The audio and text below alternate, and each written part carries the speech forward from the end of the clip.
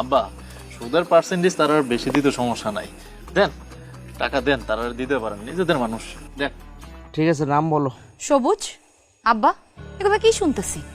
কি শুনলা? আপনারা সুদের ব্যবসা করেন?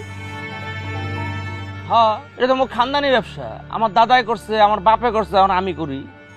দুনিয়াতে এত ব্যবসা থাকতে আপনারা সুদের ব্যবসা কেন করেন? সুদের ব্যবসায় কোনো কষ্ট নাই। টাকা দেই, টাকা আসে, খাই দেই, ঘুমাই, কোনো ঝামেলা নাই। আব্বা সুদের ব্যবসা করেন না, সুদ হারাম। যারা সুদের কারবার করে তারপর টাকা পয়সা ধন সম্পত্তিতে কোনো আয় বরকত আসে না, আর সংসারেও সুখ শান্তি থাকে না, অসুখ ব্যারাম তো লাইগাই থাকে।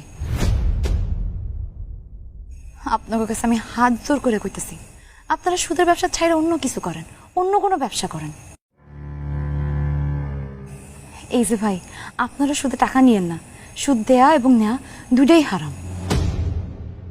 এই মেয়েরে বিয়ে করার লাগে পাগল হইছস, এখন দেখছস আমাকে কাস্টমার নষ্ট করতেছে।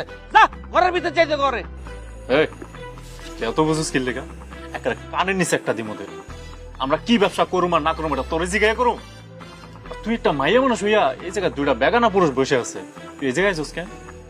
কোন মহিলা এইভাবে দাঁড়ায় থাকে দুটা বেগানা পুরুষের সামনে, আর তোরে সানি আইতে কইছি? আচ্ছা ঘরের ভিতরে যা।